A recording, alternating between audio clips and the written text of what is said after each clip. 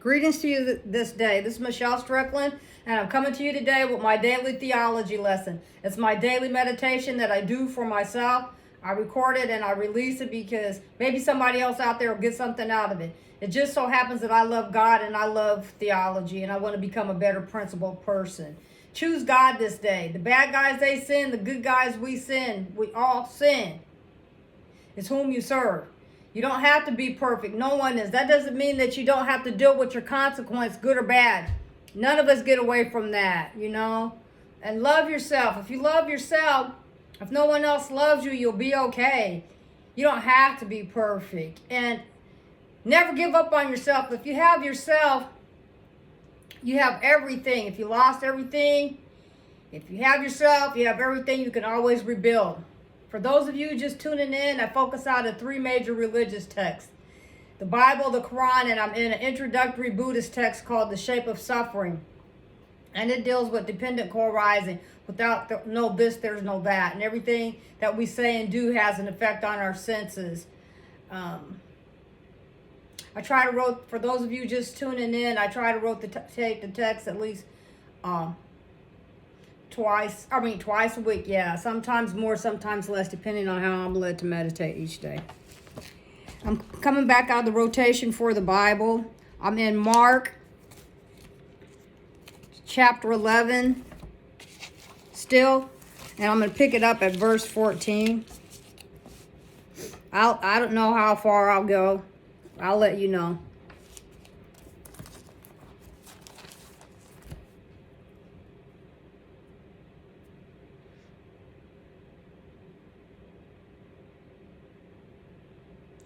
And Jesus answered and said unto it, No man eat fruit of thee thereafter forever.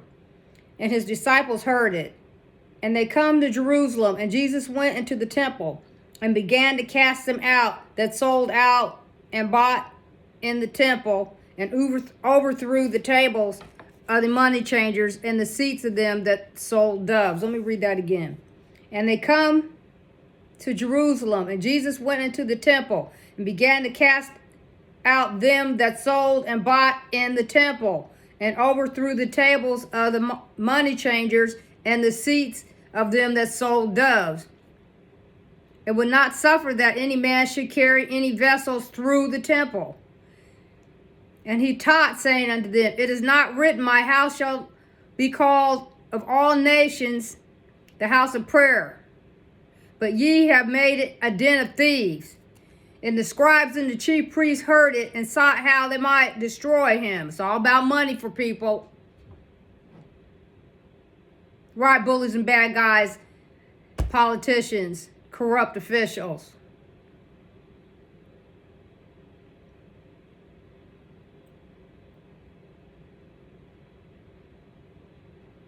For they feared him, because all the people were astonished at his doctrine. I would be shocked too. Who wouldn't be shocked if somebody walked into a facility and started tipping the tables over? So I can understand how there would be misunderstandings and confusion on both sides. I understand that too.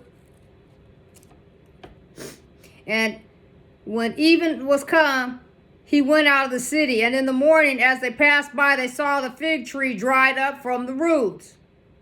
And Peter, calling to remembrance, saith unto him, Master, behold, the fig tree which thou cursest is withered away. And Jesus answering saith unto them, Have faith in God. For verily I say unto you, that whosoever shall say unto this mountain, Be thou removed, and be thou cast into the sea, and shall not doubt in his heart, but shall believe that those things which he saith shall come to pass, he shall have whatsoever he saith. And I function like that. That's how I think.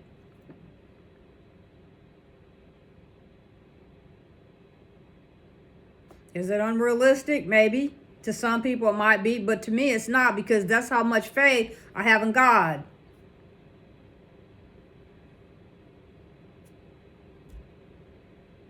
But I think for myself, and I do for myself, and I ask for guidance. Do I mess up? Yep. When I don't listen to my spirit.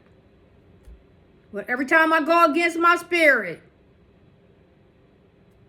not every time, but sometimes when I've gone against it and didn't listen, then I had problems because of it. We all sin and fall short of the glory of God. Everyone, not just everybody else and not me. Me especially.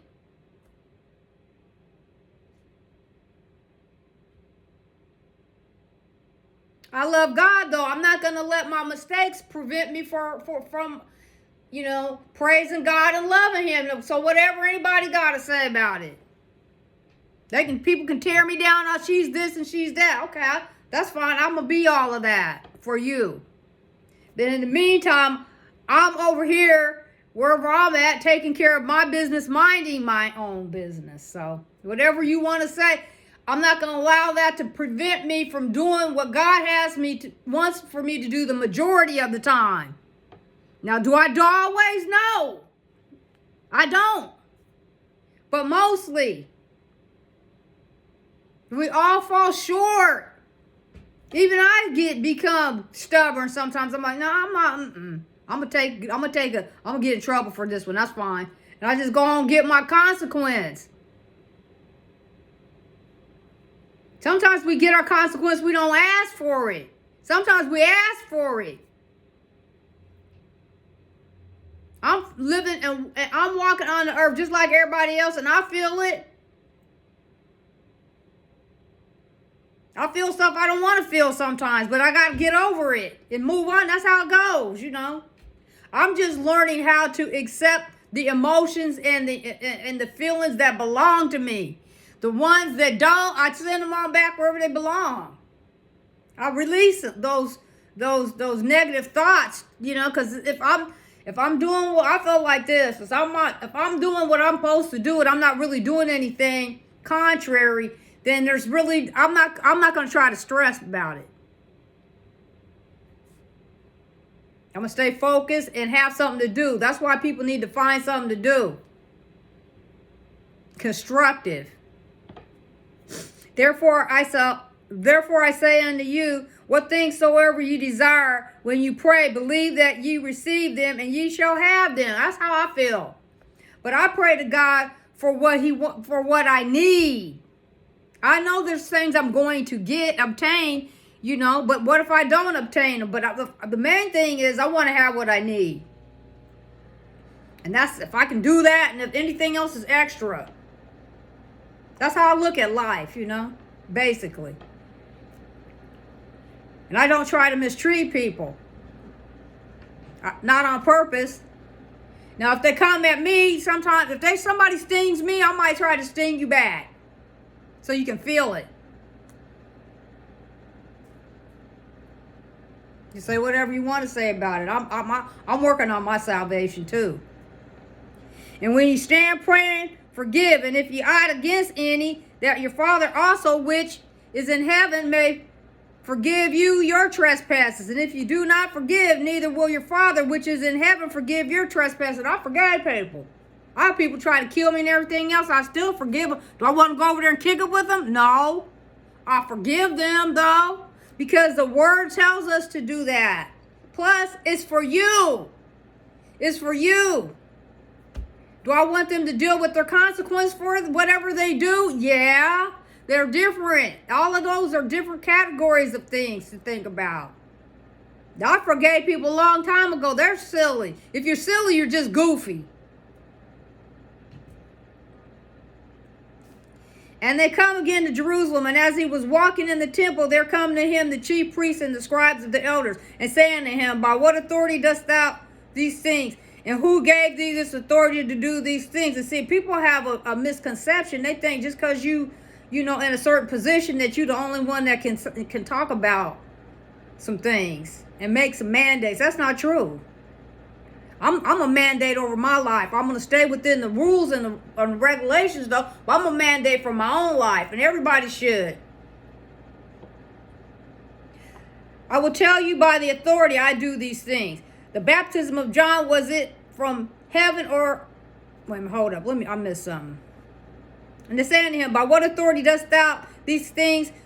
And who gave thee this authority to do these things? And Jesus answered and said unto them, I will also ask of you one question, and answer me, and I will tell you by what authority I do these things. So they're going to ask him a question. The baptism of John, was it from heaven or of men? Answer me. And they reasoned with themselves, saying, if we shall say from heaven, he will say, why then did ye not believe him? But if we say of men, they feared the people.